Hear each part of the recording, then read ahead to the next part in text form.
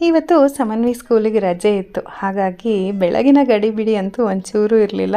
ಆರಾಮಾಗೆದ್ದು ಸ್ನಾನ ಮಾಡಿ ರೆಡಿಯಾಗಿ ಮೊದಲಿಗೆ ದೇವ್ರ ಪೂಜೆ ಮುಗಿಸ್ಕೊಂಬಿಡೋಣ ಅಂತ ಹೇಳಿ ಪೂಜೆ ಮಾಡ್ತಾ ಇದ್ದೀನಿ. ಮೊನ್ನೆ ದಿನ ನಿಮ್ಮಲ್ಲಿ ಒಬ್ಬರು ನಂಗೆ ಒಂದು ಕ್ವೆಶ್ಚನ್ ಕೇಳಿದ್ರಿ ಕಮೆಂಟಲ್ಲಿ, ಯಾಕೆ ನೀವು ಪ್ರತಿ ತಿಂಗಳು ಮಗುವಿನ ಫೋಟೋ ಶೂಟ್ ಮಾಡಬಾರ್ದು, ಅದ್ರ ಬಗ್ಗೆ ನನಗೆ ದಯವಿಟ್ಟು ಆನ್ಸರ್ ಮಾಡಿ ಅಂತ ಕೇಳಿದ್ರಿ. ಪ್ರತಿ ತಿಂಗಳು ಏನು ಪ್ರತಿ ದಿನವೂ ನಮ್ಮ ಮನೇಲಿ ಮಗುವಿನ ಫೋಟೋ ಶೂಟ್ ನಡೀತಾನೆ ಇರುತ್ತೆ.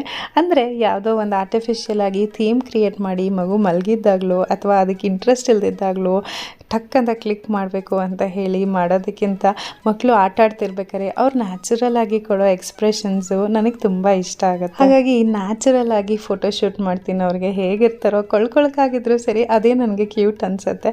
ಸೊ ಆ ಥರ ಫೋಟೋ ಶೂಟ್ಗಳು ತುಂಬ ಅಪರೂಪ. ಹಾಗಾಗಿ ಆ ಥರ ಫೋಟೋಸ್ ವೀಡಿಯೋಸ್ ನನ್ನ ಫೋನಲ್ಲಿ ಭರ್ತಿ ತುಂಬಿರುತ್ತೆ. ಇದೇ ಕಾರಣಕ್ಕೋಸ್ಕರ ನಾನು ಗುಂಡಣ್ಣಂಗೆ ಯಾವುದೇ ಫೋಟೋ ಶೂಟ್ ಮಾಡಿಲ್ಲ. ಹೇಳಬೇಕಂದ್ರೆ ಸಮನ್ವಿ ಕೂಡ ಆ ಥರ ಯಾವುದೇ ಫೋಟೋ ಶೂಟ್ ಮಾಡಿಲ್ಲ.